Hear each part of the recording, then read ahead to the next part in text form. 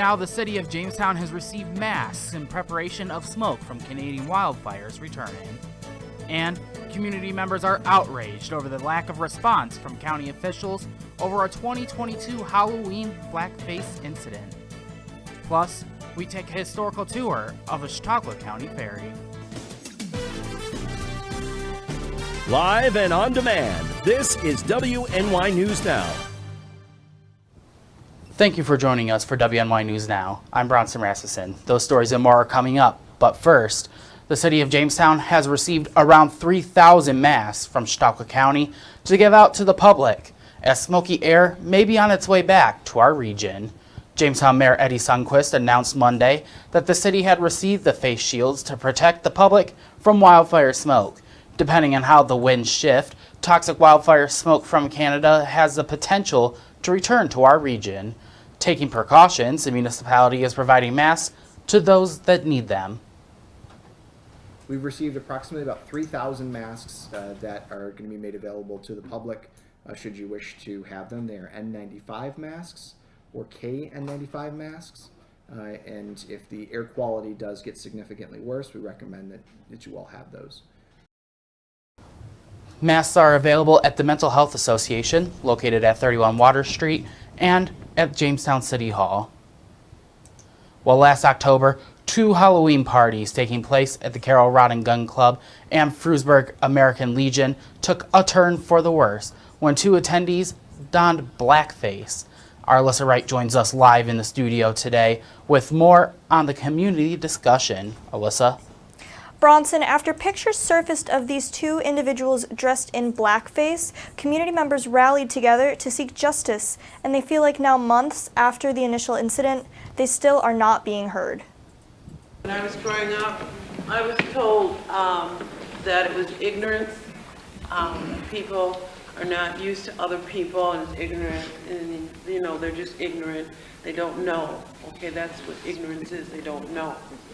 But when I hear that my goddaughter, who is in school, get called a racial slur on the bus, who does not know in 2023 that is a racial slur? So we cannot say ignorance anymore. Many members of the community voiced their concerns throughout the duration of the forum. We as a community, we're tired of sitting back waiting on the next issue. We need our elected officials to be more proactive and get out there and get things rolling.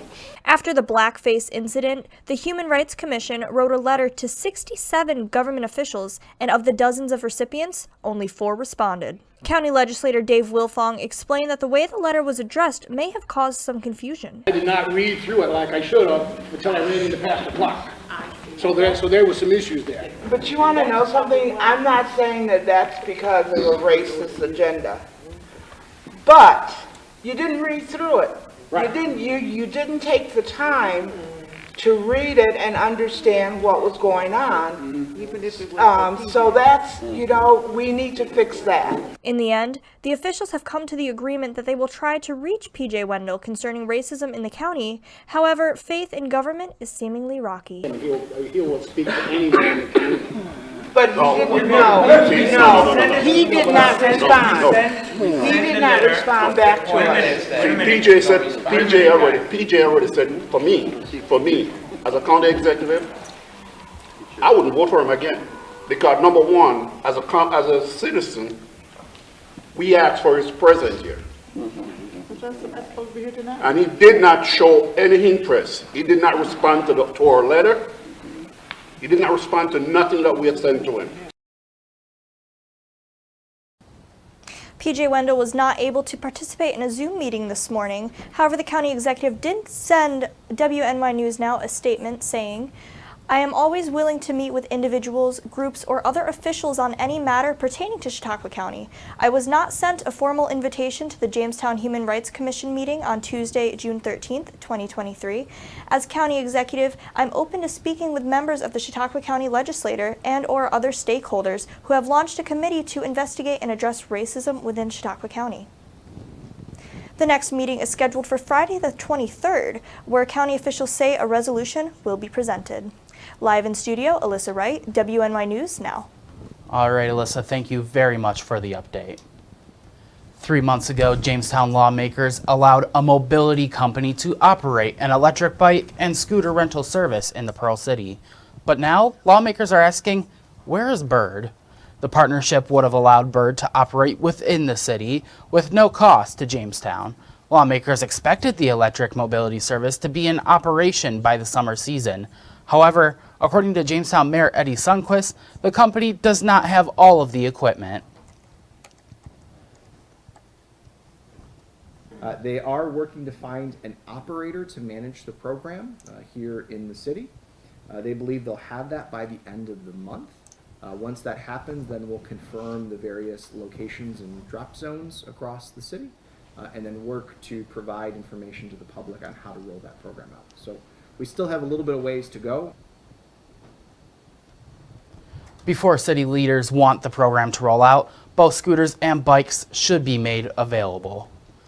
While switching gears a little bit, we'll get a check of our first weather forecast. And Andrew, you are on the wall today. You are existing. Yes, I have reappeared. I was just a ghost yesterday, but I am back, and the rain is back as well. As we start off with a live look from the sky cam, the Peaches and Cream sky cam in Randolph, and we still got some rain showers falling out there, and still got some rain showers falling across the region.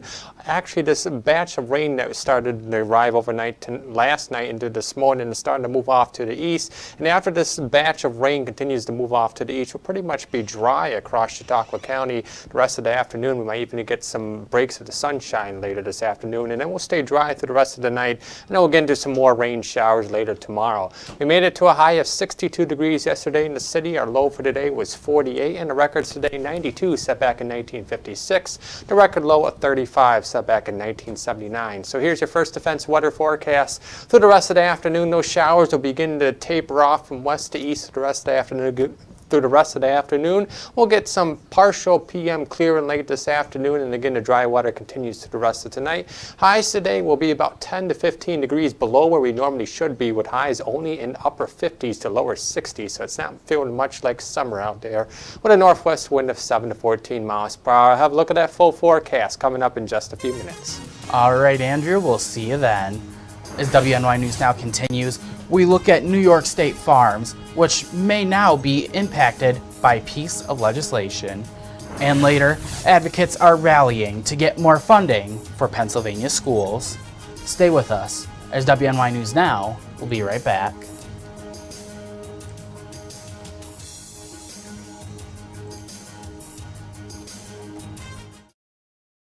With coverage that matters. WNY News Now.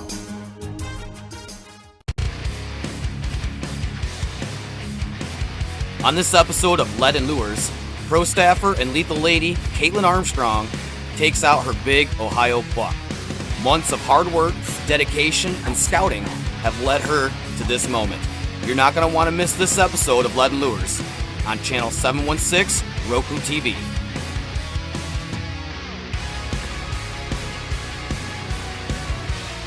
And if you want to see more of Caitlin Armstrong, follow her on YouTube, TikTok, and Instagram. You know, at hunting Caitlin on Armstrong. private land has been quite the experience. EagleZip.com is your local one-stop shop for all of your home and business computer needs. Located on Fluvan Avenue Extension, just outside of Jamestown, EagleZip.com sells and services all brands of desktops and laptops, as well as servers and network equipment for your business.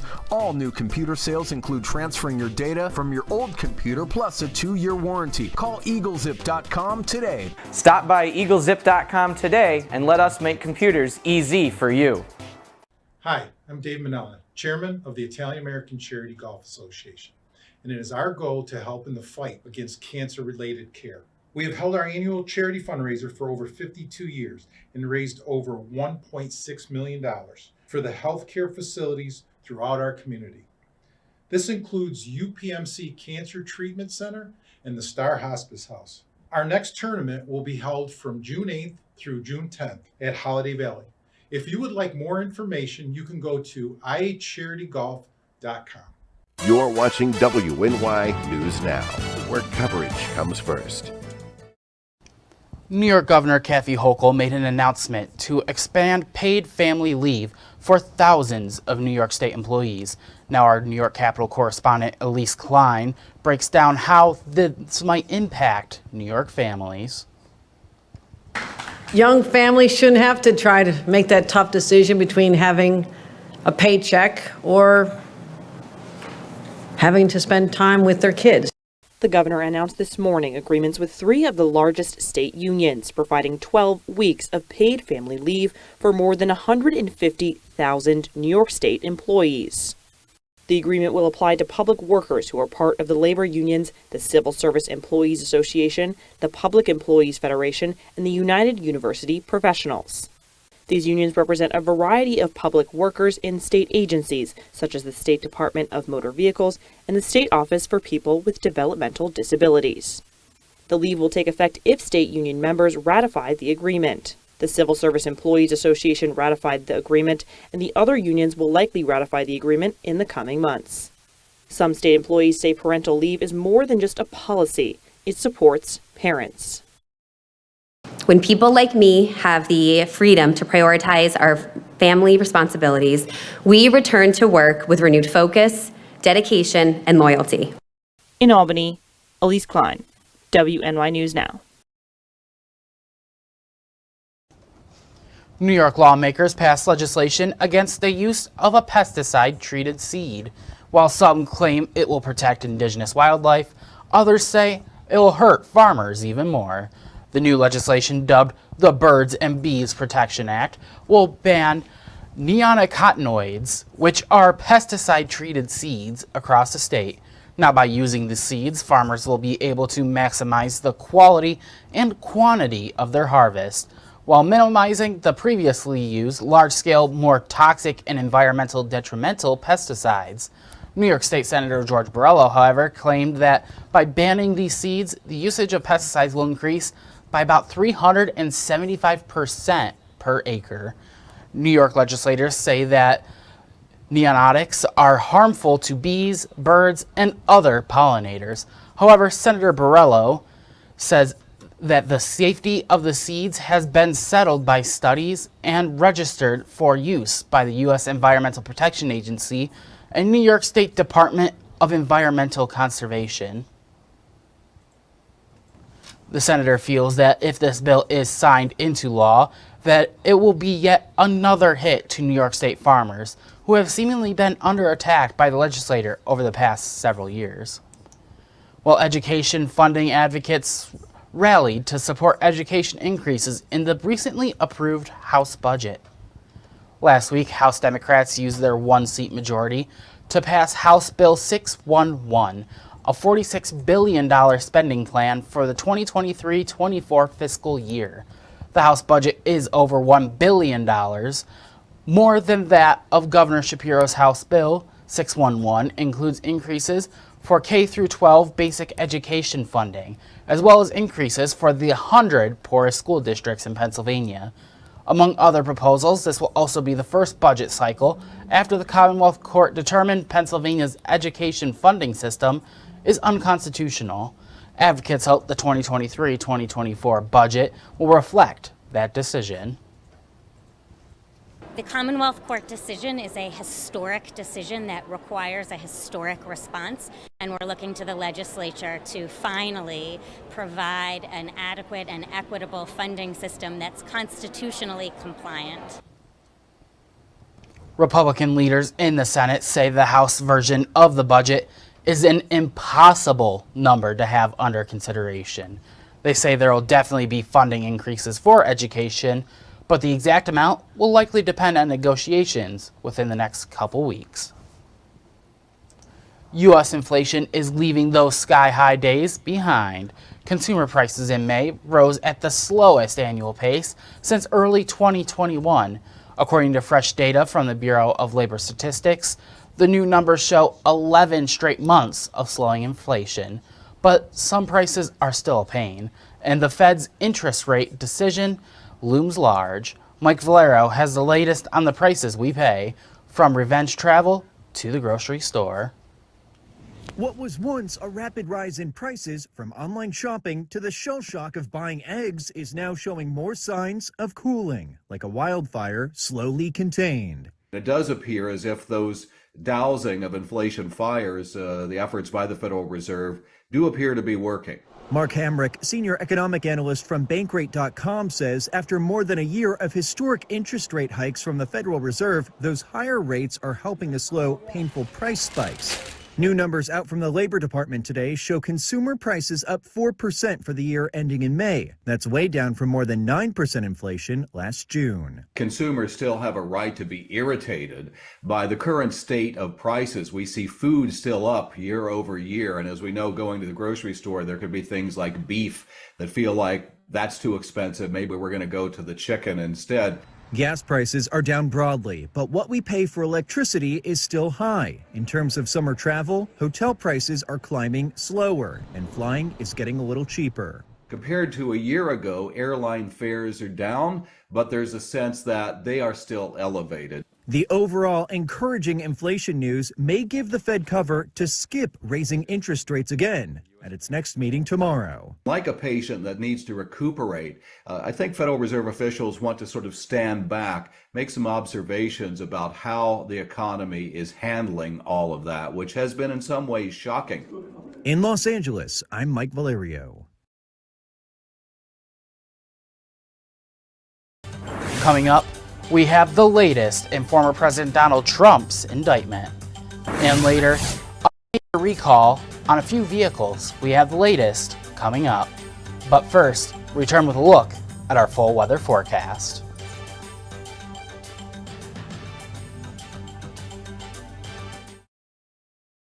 Catch your First Defense forecast daily on WNY News Now.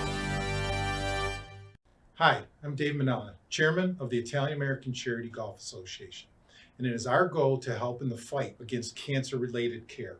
We have held our annual charity fundraiser for over 52 years and raised over $1.6 million for the healthcare facilities throughout our community. This includes UPMC Cancer Treatment Center and the Star Hospice House. Our next tournament will be held from June 8th through June 10th at Holiday Valley. If you would like more information, you can go to ihcharitygolf.com. I don't think that many kids in my son's school even do it. He makes fun of his friend who vapes. He would never try it. She's into soccer. She's on the honor roll. She's just not the type. No way. No way. No way. No way, my kid would never vape. Get your head out of the cloud. Today, nearly 8,000 kids will start vaping. Maybe even yours. Learn about the dangers at talkaboutvaping.org.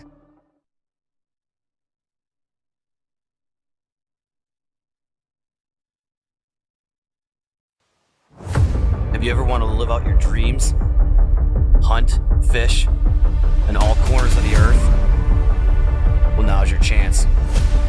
Follow Primitive Patriot Outdoors as we live out our dreams and show you how to live out yours through outdoor adventures. From Western New York to Africa to all corners of the earth, follow us on this adventure. It's an experience you've never seen before. Lead and Lures, Roku TV, Channel 716. With coverage that matters, this is WNY News Now. Fast, accurate, and everyday. First Defense weather. Welcome back to WNY News Now. Let's take a look at current conditions in downtown Jamestown. We're under cloudy skies right now. 53 degrees is the current temperature at the Jamestown Airport as of noon, and with a northwest wind of 15 miles per hour. Well, we were talking about smoke early on, so let's take a look at the HOR smoke model. Right now across the northeast, we're pretty much clear of any kind of smoke, but you can actually still see the fires are still raging up there across Canada, where you see that bright color of purple that's coming, the smoke is coming from the fire. So they're still happening up there, but the smoke is not across the northeast right now. The smoke is actually being directed across portions of the Midwest, across Minnesota and Wisconsin into the Dakotas right now. So we're clear of the smoke, but the smoke may come back in the future if those wind directions shift the smoke back across our area. But for now, we're clear of the smoke. Let's take a look at the temperatures over the past few weeks. We started the month of June and actually the end of May and beginning of the month of June, we were well above average in terms of temperatures with highs in the 80s. And then last week came and we did a complete pattern change. And all of last week, temperatures were well below average except for this past Sunday where we were actually above average. And we're back to below average the past few days, and the temperatures will stay below average through the rest of the week. So we'll see where the month continues to go, but there are signs it looks like some warmer temperatures are on the horizon heading into next week. Here's what's happening across the Northeast right now. We have this low pressure system that's moving across our area right now, bringing with it rain. We'll get into a brief break from the rain later tonight and tomorrow, and then we'll do the same thing again. More rain showers arrive by tomorrow afternoon and into tomorrow night. So let's time it out in Future Scan. Future Scan shows this last batch of rain moving off to the east, and then the rest of the afternoon should be mainly dry. We might even get some partial clearing late this afternoon, and we should go partly cloudy skies through the night tonight. Again, maybe an isolated shower possible, but overall tonight through most of the day tomorrow will be generally dry with partly sunny skies tomorrow. And then that next batch of rain arrives late tomorrow afternoon, and Future Scan showing arriving tomorrow night. And we'll have some rain showers and maybe an isolated thunderstorm to contend with Thursday night into the day on Friday. And now the extended forecast powered by Ultimate Satellite Solutions. Temperatures, we should be around 76 degrees for this time of year, but temperatures are not going to be anywhere near that. We'll only go for a high today in the lower 60s, in the mid 60s for tomorrow, upper 60s close to 70 on Friday with showers in the forecast each day. We should dry it out by the time the weekend comes around with partly sunny skies and highs in the lower 70s, and looks like we should stay mainly dry into next week, but there is still a chance for an isolated shower, but at least we warm up a little bit. All right, Andrew, thank you very much. Now for some headlines from around the nation. Former President Donald Trump, he is maintaining his innocence after appearing in a Miami courtroom Tuesday where he pled not guilty to 37 federal charges involving the alleged mishandling of highly classified U.S. military documents. Trump is now the first former U.S. president to face federal charges. Chris Nyan is live in Miami with a closer look at what played out inside the courtroom and what's ahead. But they will fail and we will win bigger and better. A historic court appearance. For the first time ever, a former U.S. president facing federal charges. Food for everyone. Food for everyone. Donald Trump appearing at a popular Cuban restaurant just minutes after his arraignment in Miami inside a federal courtroom Tuesday, where he pleaded not guilty to the 37 federal counts against him, including allegedly mishandling highly sensitive classified documents and conspiracy to obstruct justice. They've only charged him with 31 out of the hundreds of documents that they've seized. During the proceedings, witnesses say that Trump appeared somber, even scowling during his arraignment. His aide and co-defendant Walt Nada appeared with him in court, but didn't enter a plea because he didn't have a local attorney. Nada is facing 6 charges, including conspiracy to obstruct and concealment for allegedly moving document boxes at Mar-a-Lago at Trump's request. If they're anything like some of the things we presented to Trump in the Oval Office, in the Situation Room, and the tank at the Pentagon, it could cause enormous damage, incalculable damage to the United States. Prosecutors told the judge they don't consider Trump a flight risk and he's free to leave Florida with no restrictions, allowing the former president to travel to New Jersey for a campaign fundraiser Tuesday night as the case polarizes his own party. We cannot take this lightly. It's obvious what the president did was wrong. I just don't see it as a sham indictment. It's very problematic. There's a reason I'm not defending it. I would like to find out all the truth of it. Obviously, if that's the truth, I'd be very concerned. In Miami, I'm Chris Wynn reporting. Chrysler is recalling over 331,000 Jeep Grand Cherokees for an issue that could lead to danger on the roadways. Regulators say some 2022 through 2023 Jeep Grand Cherokee vehicles, as well as 2021 and 2023 Jeep Grand Cherokee L vehicles, were built with temporarily installed rear-coiled springs. If not corrected, the problem increases the risk of a crash. Officials say the coil spring could move out of its position and detach from the vehicle while driving. Federal regulators will notify dealers of the problem, and dealers will begin notifying car owners next month. Those impacted by the recall should take their vehicles to a dealership for inspection and a free repair. Well, coming up next, we look at a very popular and historic ferry on Chautauqua Lake.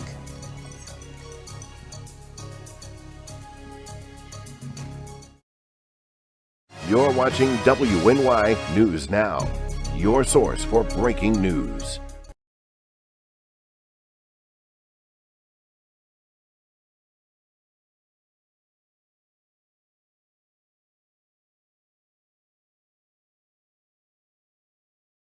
Hi everyone, Al Roker here. As a guy with his own catchphrase, I appreciate that Smokey's only said, "Only you can prevent wildfires." But I'm filling in because there's a lot more to report. Like when there are parched or windy conditions out there, you gotta be extra careful with things like burning yard waste. After all, wildfires can start anywhere, even in your neck of the woods.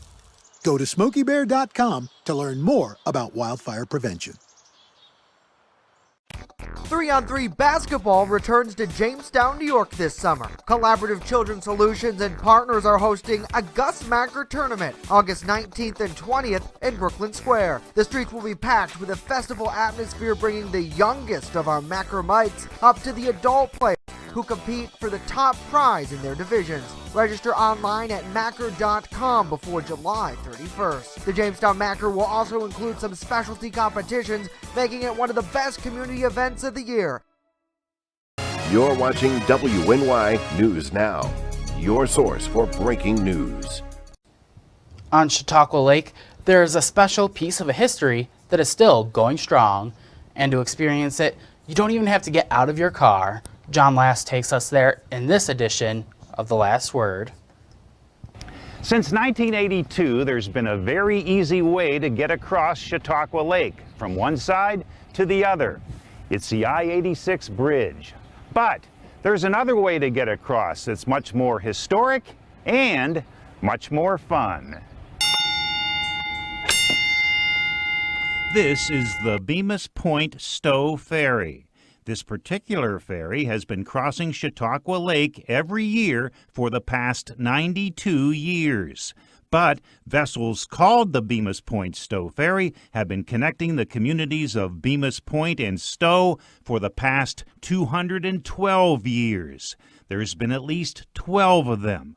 The ferry service goes back to 1811. The year Chautauqua County was established. And the very first order of business of Chautauqua County was Thomas Bemis getting a license to operate a ferry. The Bemis family owned farmland on either side of Chautauqua Lake, and supplies and animals were transported by the ferry. Walking 23 miles to the other side of the lake would have taken 3 to 5 days. The Bemis family operated the ferry for 77 years. The service was then taken over by a corporation headed by a man named Alton Ball. We don't know. He may have been a distant cousin to Lucille. We've never really been able to definitively say that, but we say it's rumor. Ball died near the end of World War II. The service was so important, the county took over its operation. Cars were now prevalent in the area, and the ferry was still the fastest method to get to the other side of the lake. Well, usually the fastest. They would count the number of cars in line, and I believe the magic number was 19. If you were 19, it was probably going to be quicker to drive around.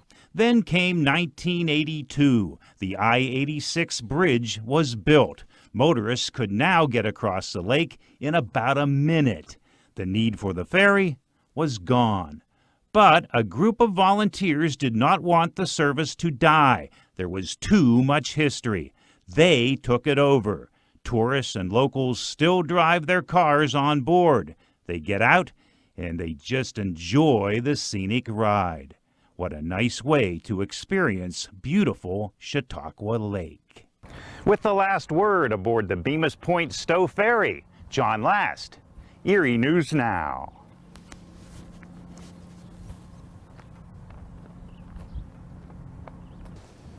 Have you ever been on that ferry, Andrew? I've never been on a ferry, but I have been on Chautauqua Lake in a boat. It's quite a nice ride. I went on there a long time ago, however. Maybe I should go again. WNY News Now road trip. We'll leave you with this live look over Finley Lake. We'll see you next time.